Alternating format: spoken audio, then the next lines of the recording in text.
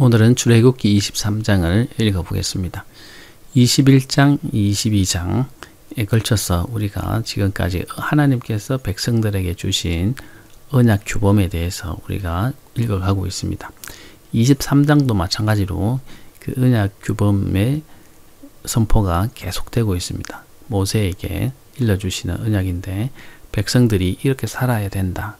나의 백성들이 이렇게 살아야 된다라고 하는 규정이기 때문에 그 정신이 어떤 의미로 하나님께서 그렇게 이 언약을 주시는가 하는 것에 대해서 우리가 조금 관심을 가지고 볼 필요가 있습니다.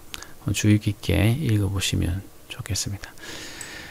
1절 너는 거짓된 풍설을 퍼뜨리지 말며 악인과 연합하여 위증하는 증인이 되지 말며.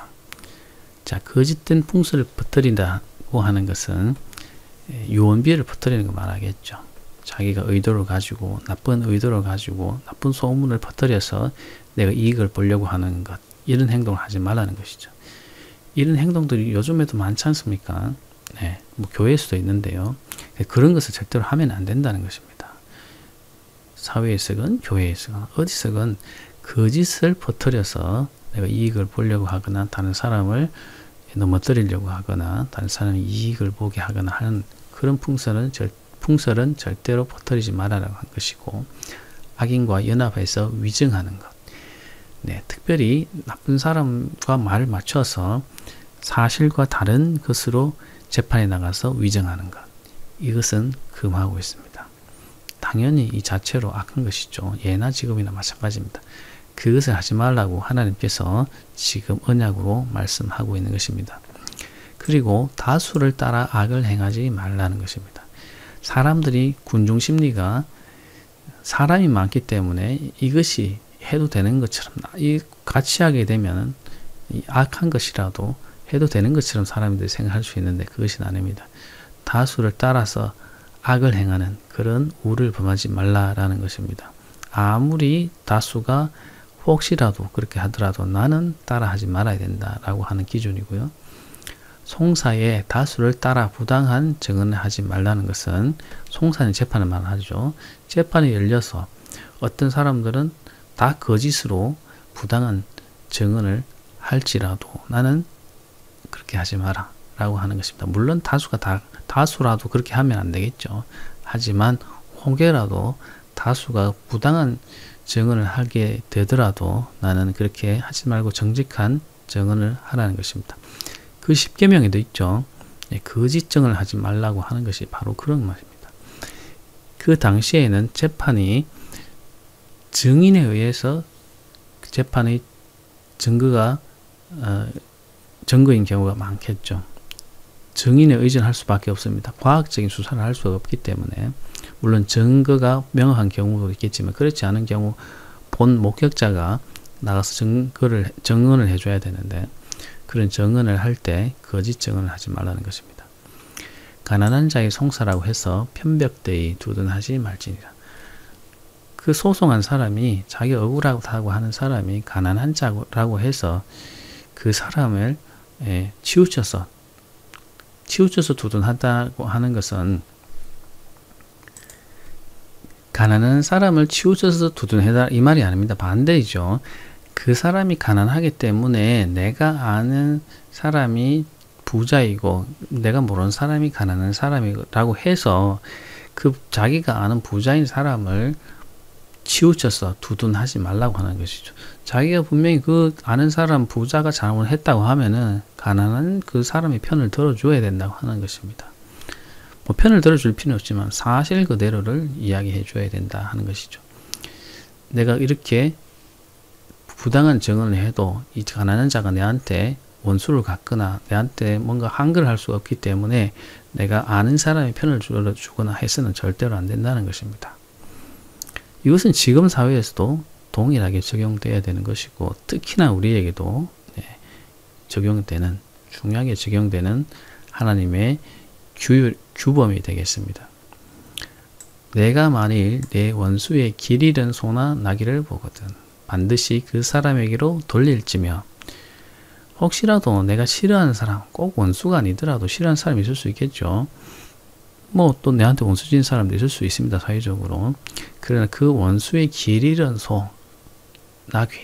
소나 나귀는 대단한 재산이기 때문에 소나 나귀가 길을 잃어서 주인을 못 찾아가고 또는 밤을 지내게 되면은 짐승에게 습격을 당해서 죽을 수도 있기 때문에 내가 그것을 보고 웃으면서 그냥 놔두는 것이 아니라 자기가 아무리 싫어하는 사람이라도 원수라도 그 사람에게 찾아주도록 해라 라고 하는 것입니다. 뭐 내가 감정적으로 좋지 않은 것은 좋지 않은 것이고 사회 규범적으로 내가 그 사람을 보호해야 되는 것은 또 보호해야 되는 것이고 하는 것은 이 차이가 있다는 것이죠. 자, 내가 만일 너를 미워하는 자의 나귀가 짐을 싣고 엎드러짐을 보거든 그것을 버려두지 말고 그것을 도와 그 짐을 부릴지니라. 자, 원수 되는 사람 또 그리고 자기가 미워하는 사람 또 자기를 미워하는 사람이 있을 수 있겠죠. 자기를 미워하면은 나도 미워할 수밖에 없는 것이죠. 그런데 그런 사람이 길을 가다가 나귀를 끌고 길을 가고 있는데 나귀의 짐을 싣고 가다가 너무 많아서 엎드러지게 되면은 그것을 모른 채 하고 버려두지 말고 그것을 도와서 다시 짐을 실을 수 있도록 도와주라고 하는 것이죠. 그래서 사회의 공의와 내 감정적으로 관계에 있어서 나쁘고 좋고를 떠나서 사회의 공의는 사회의 착한 일은 내가 기본적으로 그것과는 무관하게 해야 된다라고 하는 것이죠. 이것이 하나님의 정신입니다. 사회 정의와 사회 공익은 내가 행해야 된다 하는 것이 되겠습니다. 너는 가난한 자의 송사라고 정의를 굽게 하지 말며. 자, 재판관의 입장에 든 사람이 있겠죠. 천부장, 백부장, 50부장, 10부장에 해당되는 그런 위치에 있으면 당연히 잘잘못을 가리고 또 재판을 해야 될 일이 있을 수 있습니다. 그런데 송사한 사람이 가난한 사람이라고 해서 정의를 굽게 하지 말라라고 하는 것입니다. 이게 어떤 내용인지 다 아시겠죠? 그리고 거짓 일을 멀리하며 무죄한 자와 의로운 자를 죽이지 말라. 나는 악인을 의롭다 하지 아니하겠노라. 거짓 일을 멀리하고, 자, 거짓된 일, 예를 들면 뇌물을 준다든지 어떤 그 송사하는 사람과 짜고 재판을 한다든지 내가 아는 사람이라 해서 봐주려고 한다든지 뭐 이런 등등의 일이 나쁜 일이 되겠죠. 그래서 거짓 일을 멀리하고 무죄한 자와 의로운 자를 죽이지 말라는 것이죠. 그렇게 해서 무죄한 자가 죄를 뒤집어 쓰게 해서 그 사람에게 피해가 돌아가게 하거나 의로운 행동을 했는데도 불구하고 처벌을 받게 한다든지 이렇게 해서 의로운 자를 죽이게 된다든지 해서 거짓된 재판을 하지 말라는 것이죠. 그렇게 하면 내가 그것에 대해서 벌로 돌려주겠다 이런 얘기입니다. 나는 악인을 의롭다 하지 아니하겠다라는 것입니다. 너는 뇌물을 받지 말라. 뇌물은 밝은 자의 눈을 어둡게 하고 의로운 자의 말을 굽게 하느니라. 뇌물을 받지 말아야 됩니다. 뇌물을 받으면 올바른 재판이 되지 않겠죠. 네, 그리고 의로운 자의 말을 굽게 하는, 내가 의롭게 말을 해야 되는데 의를 세워야 되는데 뇌물을 받음으로써 그렇게 하지 않는 것이 못하게 만드는 것이 바로 뇌물이라는 것입니다. 이것은 지금도 마찬가지입니다. 뇌물을 받거나 부당한 어떤 물건을 받아서 내가 판단을 흐리게 하는 것은 받지 말아야 된다라고 하는 것입니다. 너는 이방 나그네를 압제하지 말라. 너희가 애굽 땅에서 나그네 되었은즉 나그네의 사정을 아느니라. 반복되고 있죠. 이방 나그네를 압제하고 그들 착취하거나 하지 말라는 것입니다. 너희도 애굽 땅에서 나그네가 되었기 때문에 그때의 사정을 잘 아는 너희지 않느냐 하는 것이죠. 그래서 나그네의 사정을 잘 아는 너희들이 이방인을 압제하지 말라 하고 있습니다. 너는 6해 동안은 너의 땅을 파종하여 그 소산을 거두고 7째 해에는 갈지 말고 묵혀두어서 내 백성의 가난한 자들이 먹게 하라. 그 남은 것은 들짐승이 먹으리라. 내 포도원과 감나문도 그리 할지니라. 6해 동안은 파종해서 잘 그 소산을 생산해서 먹고, 7째 해가 되면은 갈지 말고 소출을 만들지 말아서 그 자연적으로 생기는 그런 산물들은 가난한 사람들이 먹게 하라는 것이죠. 과부나 고아나 또는 가난한 자들이 거기에서 자연적으로 생기는 것들을 가져가서 먹게 하라고 합니다. 그리고 들짐승도 먹고, 그래서 포도원이든 감나원도 그렇게 하라고 하고 있습니다. 자, 근데 밭이 하나인데 6년 동안은 밭을 갈아서 먹고 산물을, 포도원을 경영을 해서 먹고, 한 해 동안은 그럼 어떻게 아무것도 먹지 않고 살아야 되는데 어떻게 하겠습니까? 그래서 밭을 7등분을 나눠서 돌아가면서 일부를 쉬게 하면 되겠죠. 아무튼 밭을 계속해서 사용하지 말고 묵혀두어서 가난한 사람들이나 짐승이 먹게 하고 그 땅의 지력이 회복되게 해서 사용하라라고 하는 것입니다. 이거 안식일 개념하고도 비슷하죠. 네, 그래서 땅을 그렇게 계속 사용하지 말고 어느 정도 쉬게 해서 사용하라, 이런 얘기가 되겠습니다. 자, 12절, 너는 여섯 동안에 내 일을 하고 7째 날에는 쉬라. 내 소와 나귀가 쉴 것이며 내 요정의 자식과 나그네가 숨을 돌리리라. 여섯 동안에는 열심으로 일을 하고 7째 날에는 안식일로 지키라고 하나님께서 명령하셨죠. 그래서 짐승이든지 그 가족이든지 또는 종이든지 나그네 일을 하러 왔던 어떤 품꾼이 있어서 나그네 일을 하고 있는 사람이라든지 모두가 7일째는 쉴 수 있도록 하나님께서 창조하시고 6일 동안 창조하시고 7일째 쉬심과 같이 너희들도 쉬어라고 하는 취지에서 안식일을 제정하고 있으신 것을 볼 수 있습니다. 자, 13절, 내가 내게 이른 모든 일을 삼가 지키고 다른 신들의 이름을 부르지도 말며 내 입에서 들리기도 하지 말지니라. 네, 첫 번째 계명이죠. 다른 신의 이름을 부르지도 말고 내 앞에 그런 신을 두지 말라는 것이죠. 그리고 그 신의 이름을 말하기조차도 하지 말라는 것이죠. 그래서 네 입에서 나오는 그 신의 이름을 내가 듣지도 못하게 그렇게 하라라고 하는 것입니다. 네, 제1계명을 강조해서 말씀하시고 있습니다. 자, 그리고 너는 매년 3번 내게 절기를 지킬지니라. 자, 절기를 하나님께서 제정해 주십니다. 절기를 제정해 주시는데 그 절기가 어떤 것인지 한번 확인해 보겠습니다. 너는 무교병의 절기를 지키라. 내가 내게 명령한 대로 아비벌이 정한 때에 1회 동안 무교병을 먹을지니 이는 그 달에 내가 애굽에서 나왔습니다. 빈손으로 내 앞에 나오지 말지니라. 하나님께서는 세 절기를 제정해 주십니다. 세 절기. 첫 번째로는 무교병의 절기를 지키라고 하고 있죠. 무교절을 말합니다. 무교병의 절기는 무교절인데, 무교절은 6월절, 애굽에서 탈출하던 그 아비벌의 15일째 되는 그 밤, 14일 밤에 15일로 넘어가는 그 밤은 6월절로 지키고 그 낮부터 7일간은 무교절로 지키거든요. 그래서 무교병의 절기라고 할 때는 6월절을 포함해서 무교절을 다 포함해서 말하는 것입니다.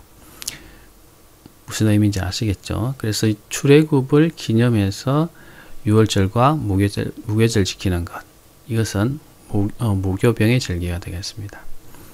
아비벌이 정한 때 14일부터 밤부터 15일, 그리고 15, 16, 17, 18, 19, 20, 21일, 네, 7일 동안 지키죠.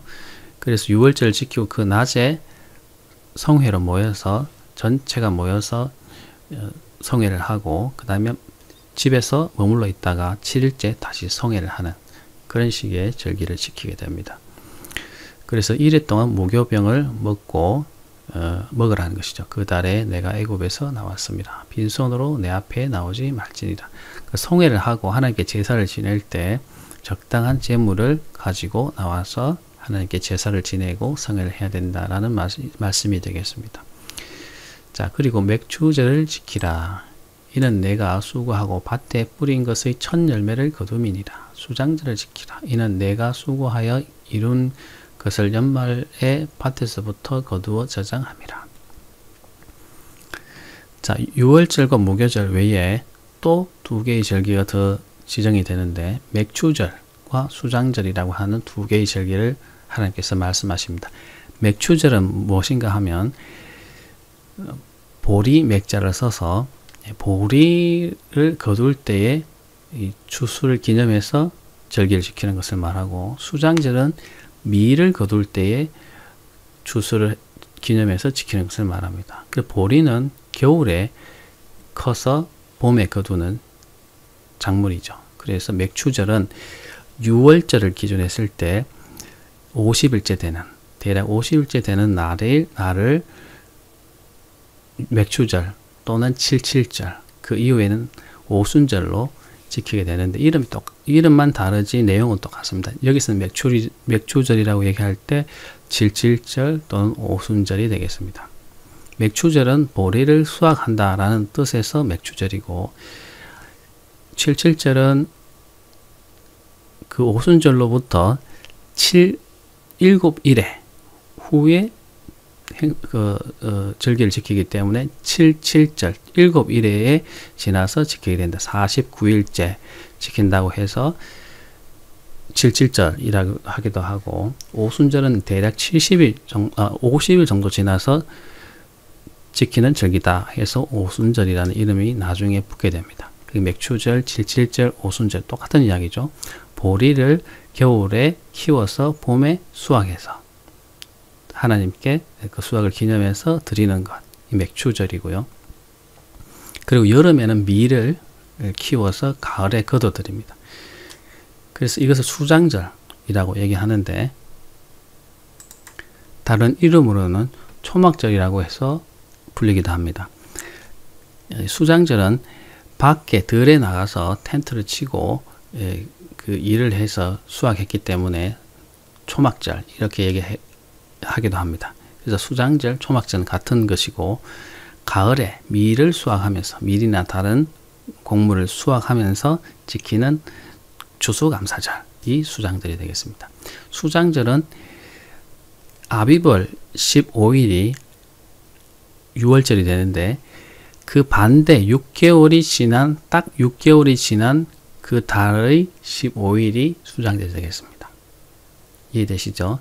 그래서 딱 6개월, 바로 12개월로 봤을 때 반대에 있는, 6개월 반대에 있는 절기는 바로 수장절이 되겠고, 수장절, 6월절, 반대 달에 15일째 되는 것이 수장절이고, 수장절도 일주일간 지키게 됩니다. 그러니까 6월절과 무교절이 일주일 지키게 되죠. 그래서 그 일주일 지키는 것과 정반대인 가을에 지키는 절기가 그 축제일이 수장절이고 일주일 동안 지킵니다. 그리고 이 6월절부터 49일, 대략 50일째 되는 날에 추수를 감사해서 지키는 것이 맥추절, 77절, 오순절이 되겠습니다. 좀 어렵지만 이해를 하시면 대단히 쉽습니다. 두 번의 추수 감사, 그리고 애굽에서 그들이 나온 것을 감사해서 드리는 절기, 그것이 6월절 무교절이 되겠고, 그리고 50일 지나서 맥추절, 77절, 오순절, 그리고 6월절의 정확하게 6개월 후에 드리는 감사절이 수장절, 초막절 이렇게 되겠습니다. 네, 천천히 한번 생각해 보시면서 음미해 보시면 제 말을 잘 이해하실 것이라 생각이 됩니다. 자, 내 모든 남자는 매년 3번씩 주 여호와께 보일지니라. 네, 이렇게 3번의 절기를 지켜서 하나님께 나와서 제사도 지내고 감사를 드리라. 제물도 드리고 하라. 이런 얘기죠. 그래서 너는 내 제물의 피를 유교병과 함께 드리지 말며 내 절기 제물의 기름을 아침까지 남겨두지 말지니라. 네. 6월절을 지내게 되면은 어린 양을 잡아서 그 고기를 먹게 되고 구워서 먹게 되죠. 그래서 구워서 먹게 되면은 기름이 나오게 되고 그 기름과 고기가 남을 수도 있는데 그러면 그것을 태워서 없앤다든지 해라는 것이고 그 피와 이 기름을 처리할 때 있어서 아무데나 버리지 말고 그것을 잘 처리해라 이고 하는 것이죠. 아침까지 남겨두지 말고 태워버리거나 거룩하게 처리를 해라 라고 하는 것입니다. 자, 내 토지에서 처음 거둔 열매의 가장 좋은 것을 가져다가 너희 하나님 여호와의 전에 드릴지니라. 너는 염소 새끼를 그 어미의 젖으로 삼지 말지니라. 네, 하나님께 드릴 때 그 제물은 가장 좋은 것, 처음 거둔 열매의 가장 좋은 것을 가져다가 하나님 전에 드리라고 하는 것이고요. 그만큼 정성을 들여서 하나님께 감사한 표현을 하라는 것이고, 그리고 염소 새끼를 그 어미 젖으로 삼지 말라라고 하는 것은, 자, 그 어미가 그 새끼를 읽는 것만 해도 슬프고 좋지 않은 일인데 그 어미의 젖으로 삼는다라고 하는 것은 더더욱 좋지 않은 일이죠. 이런 일들은 그 당시 근동사회에서 특히 이집트에서 흔히 있었던 관습이라고 합니다. 이것은 짐승에게도 너무 무자비한 것으로 보여지기 때문에 하나님께서는 그렇게 하지 말라고 하십니다. 무슨 의미인지 아시겠죠? 아무리 짐승이지만 너무 무자비하게 그들을 대해서는 안 된다라고 하는 것입니다. 자, 그래서 내가 사자를 내 앞에 보내어 길에서 너를 보호하여 너를 내가 예비한 곳에 이르게 하리니. 자, 하나님께서는 사자를 앞에 보내서 길에서 보호해 주시고 결국 예비한 곳으로 하나님 인도해 주시겠다고 하는 것이죠. 가나안 땅, 약속의 땅으로 이르게 하시겠다고 하는 것이죠. 거기 보면은 앞에 사자를 보낸다고 하는데 이 사자는 천사를 이야기하는지 어떤 신학자들은 삼위일체신 예수 그리스도를 말한다고 주장하는 사람들도 있습니다. 근데 어떤 주장이 맞는지 모르겠지만 저는 대체적으로 천사를 말하는 것이 아닌가 이렇게 생각이 듭니다. 그런데 또 예수 그리스도를 의미하는 것 같은 구절도 있기 때문에 그렇게 해석하는 경우도 있는데 한번 보겠습니다. 너희는 삼가 그의 목소리를 청종하고 그를 노렵게 하지 말라. 그가 너희의 허물을 용서하지 아니할 것은 내 이름이 그에게 있음이니라. 자, 이 이야기를 보면 그 천사 정도가 되면은 그 천사의 말에 순종하는 것이 아니라 천사의 말에 그 입에서 나오는 그 말을 순종하게 하셔야 될 터인데 그 사자에 대해서 하나님께서 대단한 권위를 부여하고 있는 것을 볼 수가 있기 때문에 예수 그리스도가 아닌가 이렇게 해석하는 그런 신학자들도 있습니다. 그래서 삼가 그 목소리를 청종해서 듣고 노엽게 하지 말라고 하죠. 그가 너희의 허물을 용서하지 아니하겠다 그런 말이고 내 이름이 그에게 있다라고 했으니까 예수 그리스도라고 해석할 만도 합니다. 근데 정확히 우리가 이해할 수는 없는 부분이기 때문에 하나님께서 이렇게 그 사자를 그 앞에 보내서 인도해 가실 것이다, 보호해 주실 것이다 라는 그런 약속의 의미도 담고 있다 우리가 이해하면 좋겠습니다. 그래서 내가 그의 목소리를 잘 청종하고 내 모든 말대로 행하면 내가 내 원수에게 원수가 되고 내 대적에게 대적이 될지라. 그래서 그의 목소리를 잘 청종하고 내 모든 말대로 행하면, 지금 하나님께서 주신 이 율례대로 잘 행하면 이 말이죠. 하나님께서 명령하신 대로 잘 행하면 너의 원수에게 나는 원수가 된다는 것은 같은 편이 되어 주겠다는 것이죠. 내 대적에게 나도 그에게 대적이 되겠다 하는 것은 똑같습니다. 내가 너의 편이 되어 주겠다라는 것이기 때문에 내가 보호해 줄 것이다 라는 것이겠죠. 내 사자가 내 앞서 가서 너를 아모리 사람, 헷 사람, 브리스 사람, 가나안 사람, 히위 사람, 여부스 사람에게 인도하고 나를 그들을 끊으리니.